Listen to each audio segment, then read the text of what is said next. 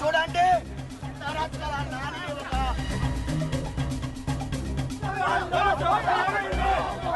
கடந்த 13ஆம் தேதி ஆந்திரா மற்றும் தெலங்கானா மாநிலத்தில் 4ஆம் கட்ட வாக்குப்பதிவு நடந்து முடிந்திருக்கிறது.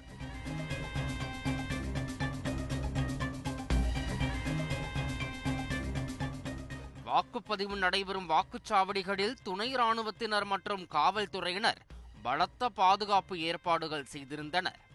அப்படியிருந்தும் மாநிலத்தின் பல்வேறு இடங்களில் அடிதடி சம்பவங்கள் அரங்கேறின.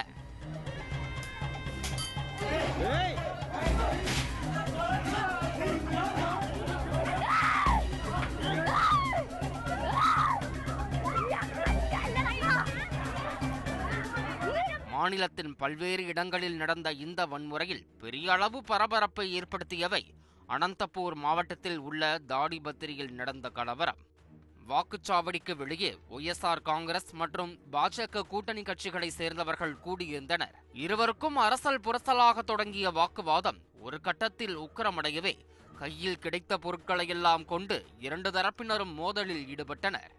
குறிப்பாக சாலையின் 2 முனைகளில் இருந்தும் கற்கள் பறந்து வந்தன. உடனே சம்பவ இடத்திற்கு வந்த போலீசார் கலவரத்தில் ஈடுபட்டவர்களை கட்டுப்படுத்த முயன்றுள்ளனர். ஆனால் அது அவ்வளவு எளிதில் முடியவில்லை. நடந்த தாக்குதலில் போலீஸ் எஸ்பி உட்பட பலருக்கு மண்டை உடைந்து பலத்த காயம் ஏற்பட்டிருக்கிறது.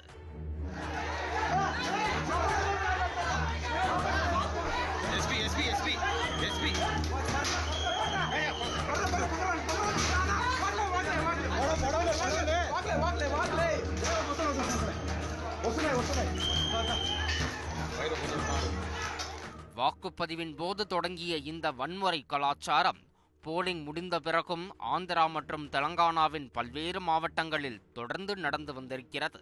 குறிப்பாக ஒய்எஸ்ஆர் காங்கிரசார்களுக்கும் அவர்களுடைய எதிர்க்கட்சியான தெலுங்கு தேசத்தினருக்கும் தான் பெரும்பாலான இடங்களில் தாக்குதல் நடந்தது.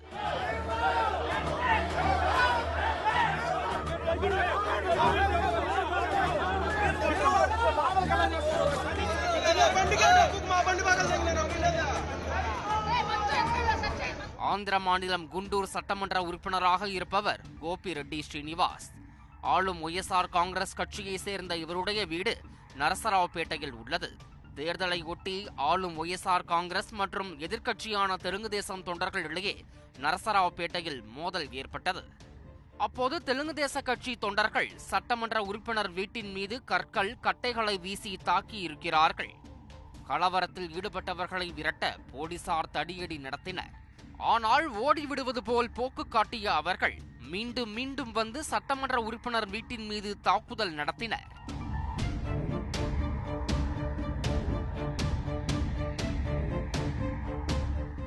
இந்த நிலையில்தான் போலீசார் ரப்பர் குண்டை பயன்படுத்தி துப்பாக்கிச்சூடு நடத்தி கலவரத்தில் ஈடுபட்ட தெலுங்கு தேசம் கட்சி தொண்டர்களை அங்கிருந்து விரட்டி அடித்தனர். நரசராவ்பேட்டையில் எம்எல்ஏ வீட்டின் மீது எதிர்க்கட்சி தொண்டர்கள் தாக்குதல் நடத்தியிருக்கிறார்கள் என்றால் தாடிபத்ரி எம்எல்ஏ வீட்டுக்குள் போலீசார் புகுந்து கோரதாண்டவம் ஆடியிருக்கிறார்கள்.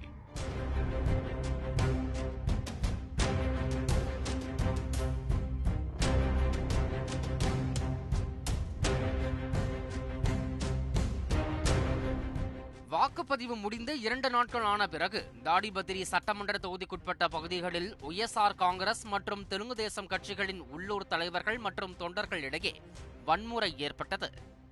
வன்முறையில் ஒருவர் மீது ஒருவர் கற்களை வீசியும் கட்டைகள், இரும்பு கம்பியால் கடுமையாக தாக்கிக் கொண்டனர். கலவரத்தை கலைக்க போலீசார் தடியடி நடத்தி வன்முறையில் ஈடுபட்டவர்களை விரட்டி அடித்தனர். மேலும் பலர் கைது செய்யப்பட்டனர். வன்முறையில் ஈடுபட்ட பலர் தாடிபத்ரி சட்டமன்ற உறுப்பினர் பெத்தாரெட்டி வீட்டில் பதுங்கியிருப்பதாக போலீசாருக்கு தகவல் கிடைத்தது. உடனே அவரது வீட்டை போலீசார் சூழ்ந்திருக்கிறார்கள். அங்கு பொருத்தப்பட்டிருக்கும் சிசிடிவி கேமராக்களை அடித்து உடைத்துள்ளனர். அதன்பின் வீட்டிற்குள் பதுங்கியிருந்த சட்டமன்ற உறுப்பினர்களின் ஆதரவாளர்களை வெளியில் இழுத்து வந்து கடுமையாக தாக்கியுள்ளனர். போலீசாரின் இந்த நடவடிக்கை தொடர்பான சிசிடிவி பதிவு காட்சிகள் தற்போது வெளியாகி பரபரப்பை ஏற்படுத்தியிருக்கிறது.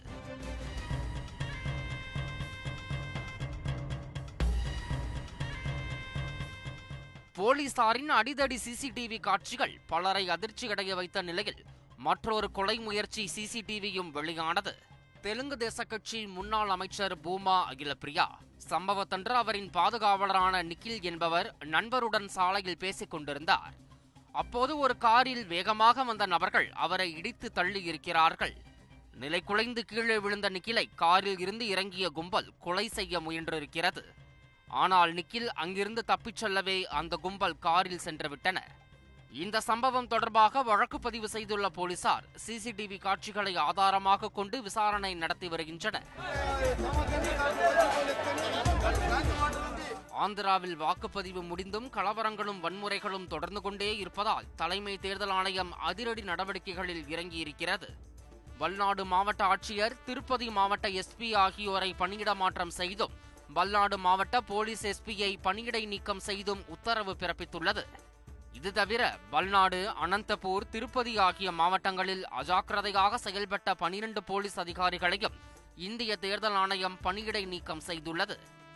மேலும் சூழ்நிலையை கவனித்து வன்முறைகளை கட்டுப்படுத்த தவறியதற்காக ஆந்திர மாநில தலைமை செயலர், டிஜிபி ஆகியோர் விளக்கமளிக்க வேண்டும் என்றும் தேர்தல் ஆணையம் உத்தரவு பிறப்பித்துள்ளது.